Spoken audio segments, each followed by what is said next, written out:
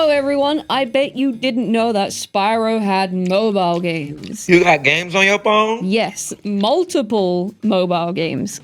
6 of them to be precise. I decided to play them all and do a little review on them to see if they are worth buying an old Sony Ericsson or installing some software from the early 2000s that I found on a random website, so you don't have to. Let's start off with Spyro Ripto's Quest. It came out in 2004. The game was meant to continue the storyline after Attack of the Rhinox, or Adventure, depending on what region you are from. It also borrows some of the assets from the Game Boy games. Once again, Spyro's got the fate of the world in his little old grippers. The evil Ripto managed to break the machine that kept him sealed away, and the professor needs help finding all 4 pieces of the machine to put Ripto back in his place. So, despite Ripto being mentioned and having his name in the title, we don't actually encounter him. The only boss in the game is a large snake that has a piece of the machine. Despite not being able to charge continuously, this game is surprisingly okay. It's mid. I imagine that it's the best they could have done transferring a Game Boy game to a mobile. The lack of music can make it feel empty, but when you pick up gems or parts, you get a little sound effect. To finish this game, you have to collect all 4 machine parts to banish Ripto, who we actually never see in the game. To do this, we have to 100% the game because you need to collect all 500 gems to pay money bags for the final machine part. You also have to save the fairies that have been trapped in ice around the levels because they give you some upgrades, like powerful fire breath, gliding, you can only do that in 1 level, and colored keys to go to the colored chests that have gems in them. The game is a little buggy. There is 1 enemy that can one-shot you even if you have full health, but apart from that, it's a pretty solid game. If you are thinking of playing it, just have some music on in the background to stop you going insane. I would give this game a 5 out of 10. Spyro the Dragon, made in 2005, was based on Shadow Legacy for the DS. However, instead of an openish world, it's a 2D side-scroller. The story, I don't know anything about the story. It doesn't make it clear. So we need to save the Elder Dragons from the Shadow Realm, and the Shadow Realms are filled with, like, Lovecraftian enemies. Just stick with me here, guys. Spyro has 3 attacks depending on the enemy: Charge, Tail Whip, and Shadow. For the Shadow creatures, there are 7 levels, and all around these levels are portals that swap worlds. You can only find the dragons in the Shadow Realms, and you use these 2 worlds hand in hand. It's more of a puzzle game. You need to collect keys to unlock doors in the levels, and sometimes if you open the doors in the wrong order, you can easily softlock the game. I actually did it a few times, and if that happens, you need to reset the whole level again, which can be very tedious. Sadly, there is no music. There is a noise that plays when you pick up gems and keys. You also get a little tune when you progress to the next level. Spyro again cannot charge continuously, so walking is the fastest way to get through these levels, and he walks extremely slow in this game. At the end of the game, we kinda have a boss fight with this kinda magic man guy. We don't actually get told who this guy is or why we are fighting him. We just push him into the portal 4 times, and that just kills him, I think. Also, there is no sparks. Gameplay is very bad, so I give this a 2 out of 10. Spyro New Beginning came out in 2006. It's a 2D platformer. The story is a straight-up copy from the console game. Cinder, the evil black dragon girl. Wait, Cinder's a girl? Wow, I never knew that. She's basically captured all the Dragon Guardians. Ignitus tells you to go after her and save them, but spoiler alert, she is just like me. Cinder is being possessed by the Dark Master. The game has an overworld map where you must do 1 flying level, 1 platforming level, and then you end it on a final boss of that area. After defeating the boss and saving the Elder Dragon, Spyro will learn a new element. One thing I noticed about saving the dragons is that they messed up the names of 2 of them. They accidentally swapped the names of Terrador and Cyril.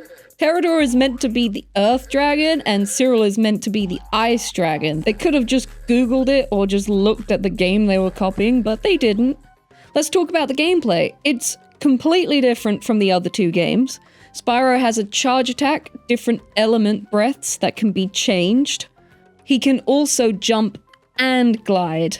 There are collectibles in this game which increase your health and mana. You can also make your breath stronger with these. There are multiple enemies in this game, which is pretty good. The boss fights are all unique, so you actually have to think about what's going on in the fight. The Cinder model is actually really cool. It takes some inspiration from the game D&D Tower of Doom. It's great that they actually put some effort into this game. Each of the realms have a unique look that matches the breath type. The level design is straightforward. There are buttons in the level that open up new bits of the level. I did struggle with gliding in this game. It was very hard to get the timing right on when you were meant to double jump. I ended up doing a lot of the jumps with a single jump, which led to me dying a lot.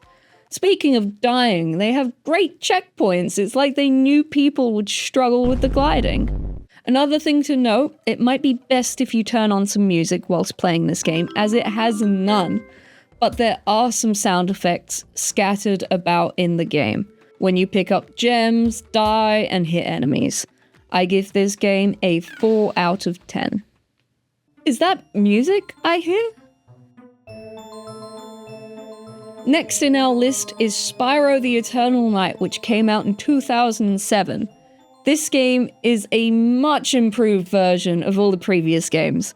It also seems like every version of the Eternal Knight is better than the console version.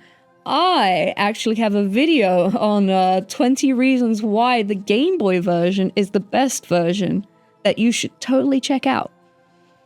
Back to the mobile version, and this is the first game to have music. You can really notice how important music is in games when you don't have any. That being said, the music is not amazing, but it's nice to have. The game follows the story of the console game where Cinder has a calling to come back to the dark side and Spyro chases her. The game is the same as the previous one where there is an overworld map, one flying, one platforming, and one boss battle. There is also an extra chronicler level where you learn your next breath. I actually struggled on the chronicler boss because there was no direction on what you had to do. So it took me a while to realize that you had to hit the dragon as there's no feedback when you damage it.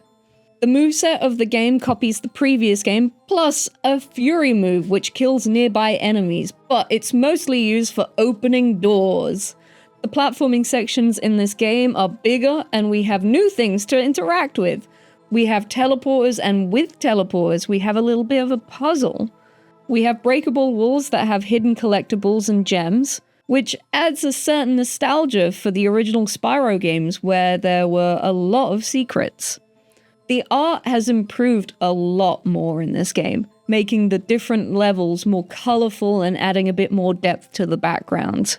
On top of that, using different breaths on enemies has a different damage effect. The animation has improved in this game, and the enemies have more moving parts.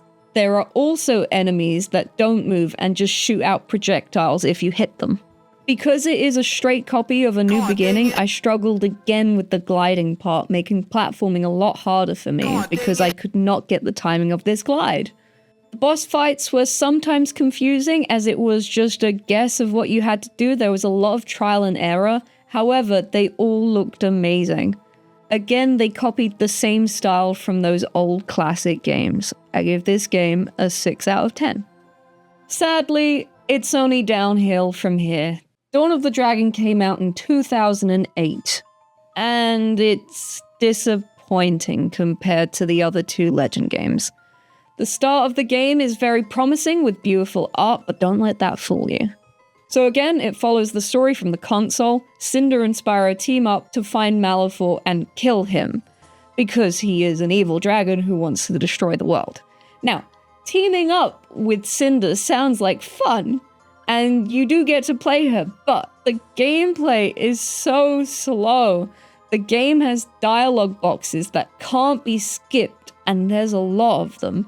It took me 1 hour to play the game, and just under half of that gameplay was dialogue boxes, or cutscenes if you could call them that. Also, why do they both walk like that? They look so sneaky and evil when they walk. The gameplay copies the moveset of the others, but with an added wall climbing. But only Spyro can do that. Cinder can't do anything special, which defies the level design of the game. Spyro will climb up walls and open doors for Cinder to progress. They both have charge attacks, 3 different breath types, and a jump glide that actually works. The background art in this game is amazing, and it is just as detailed as the previous games. Cinder's sprite actually looks a lot better than the previous games, but they made Ignitus a little too realistic for my liking. The level design is lacking. There is not much going on in the level. We basically need to find switches to open gates and teleporters, which feels really lazy. The game ditches the overworld map to traverse and instead goes for a linear level to level.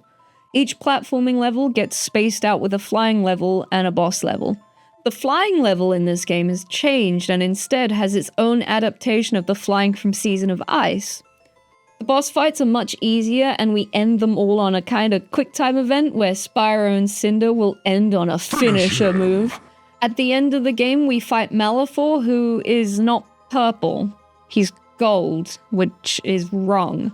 If you didn't know, Malefor is the first purple dragon and is basically like the evil version of Spyro, but a lot older.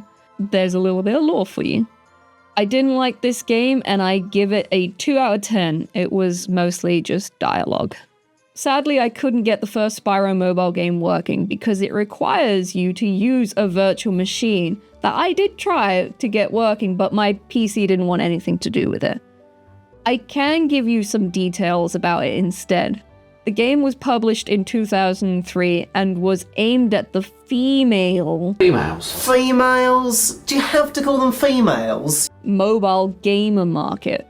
Spyro must find the clothes for the fairy so they can go to the ball. The dresses are locked in a magical chest and you need to open it. If you have an old phone that still has this game, please do let me know if it's any good, and if I should actually destroy my PC to play it. Thank you for watching my video. If you liked it, please do drop a like or just a comment on what game you enjoyed, and I will see you in the next one.